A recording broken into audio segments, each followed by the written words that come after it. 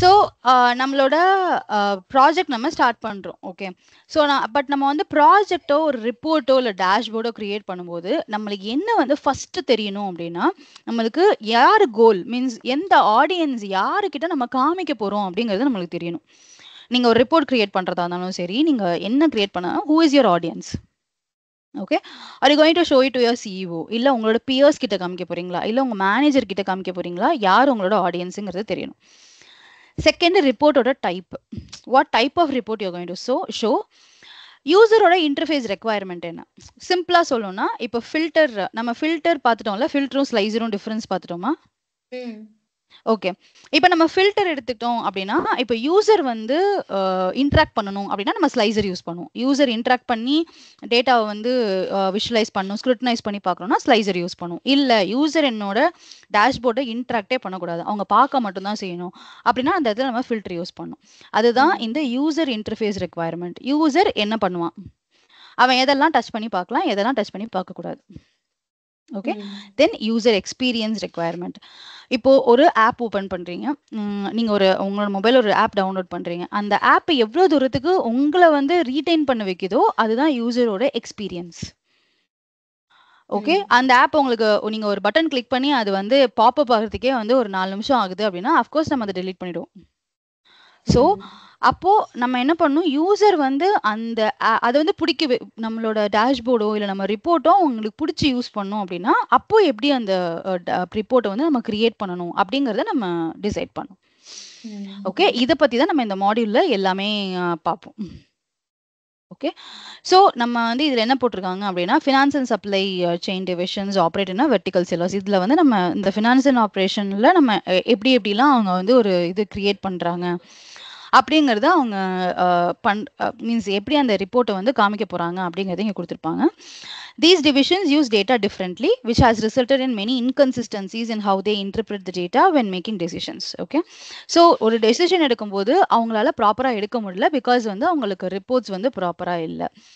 இது ஏன் வந்து அடிக்கடி நடக்குது அப்படின்னா, number matching. Like for example, உங்களுக்கு வந்து கையில் இருக்கிற ஃபைன், அதாவது அந்த மந்த் எண்டில் உங்கள் கையில் இருக்கிற ப்ராஃபிட்டும் உங்களுக்கு அங்கே டேட்டாவில் இருக்கிற ப்ராஃபிட்டும் டிஃபர் ஆகுது, இல்லை உங்கள் கையில் இருக்கிற லாஸும் அங்கே இருக்கிறதும் டிஃபர் ஆகுது. அப்படிங்கும்போது என்ன ஆகும்னா மிஸ் மேட்ச் ஆகுது. Okay, and also currently consumes this information by using formats that aren't optimized for a modern workflow. ப்ராப்பராக ஆப்டிமைஸ் ஆகலை. ஸோ நிறைய டைம் எம்ப்ளாயீஸ் வந்து ஸ்பெண்ட் பண்ணுறாங்க. எதுக்குன்னா வந்து ரிப்போர்ட்ஸை இம்ப்ரவைஸ் பண்ணுறேன்னு இதுக்கே ஸ்பெண்ட் ஆகுது. இந்த ரிப்போர்ட்லேருந்து இதுதான் முக்கியம். It is answering these question. What were our sales in Los Angeles area last month? இந்த கொஸ்டினை தெரிஞ்சுக்கிறதுக்கு தான் அவங்களுக்கு வந்து இவ்வளோ கஷ்டப்படுறதுக்கு. Okay, so these improvised reports have contributed to duplication of efforts. Duplication efforts எப்போ வரும்? லாஸ்ட் மந்த்துக்கு எனக்கு டேட்டா வேணும் அப்படிங்கும்போது ஒன்று மல்டிபிள் டேட்டா என்ட்ரியாக இருந்திருக்கலாம், ப்ராப்பராக டேட்டா க்ளீன் ஆகாமல் இருந்திருக்கலாம். ஸோ இந்த மாதிரி நிறைய ரீசன்ஸ் இருக்குது. அதனால வந்து இது உங்களுக்கு வந்து ப்ராப்பரான ரிப்போர்ட் இல்லாமல் இருக்கலாம். ஓகே, ஸோ அப்போ கம்பெனி என்ன பண்ணுது அப்படின்னா, எனக்கு இப்போ இந்த ரிப்போர்ட் வந்து இந்த பிஸ்னஸ் ரெக்குவயர்மெண்ட்ஸ்க்கு தேவைப்படுது அப்படின்னு சொல்கிறாங்க. Promote a standard view of their data and business logic with a single source of truth across all division. Ensure report delivered up to date, that is no older than 24 hours of sales and 1 hour of inventory. இந்த ரெண்டு விஷயத்தை enforce பண்ணும். ஒரு modern sales inventory report வந்து அவங்க create பண்ணும், அதை நம்ம ஆக்சஸ் பண்ண முடிக்கணும். யாருனால ஆக்சஸ் பண்ணணும் அப்படின்னா, at any time by their employees அவங்களால அந்த ரிப்போர்ட்டை ஆக்சஸ் பண்ண முடியும். whether they are in the office, working from home or on the road. இப்போ இந்த ரெக்குவயர்மெண்ட்டுக்கு நம்ம என்ன யூஸ் பண்ணுவோம்?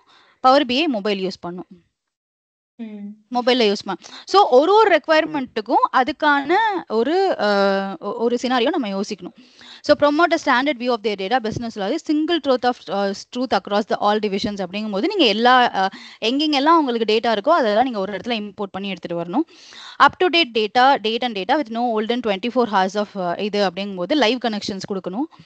ஓகே, அதில் தேவையில்லாத லைவ் கனெக்ஷன்ஸ் கொடுத்து நீங்கள் டேட்டாவை ரெஸ்ட்ரிக்ட் பண்ணி 24 hours உள்ள இருக்கிற இதை மட்டும் ஃபில்டர் பண்ணி எடுக்கணும். இதுக்கு வந்து மொபைல் வியூ கிரியேட் பண்ணும்.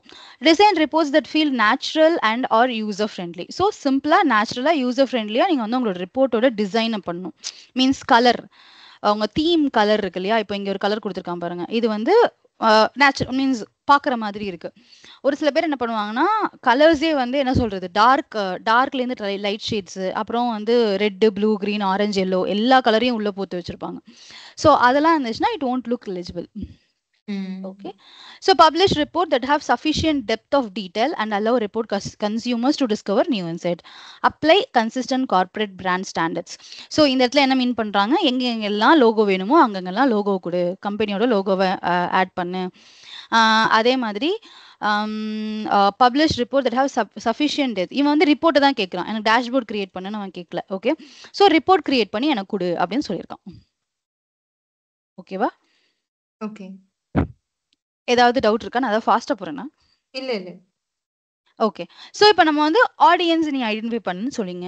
எப்படி, யார் ஆடியன்ஸ், யாரை நான் வந்து ஆடியன்ஸ்ன்னு எடுத்துக்கிறது அப்படின்னு நம்ம கேட்கலாம் இல்லையா? அதுக்கான ஆன்சர் இங்கே அவங்க கொடுத்துருக்காங்க.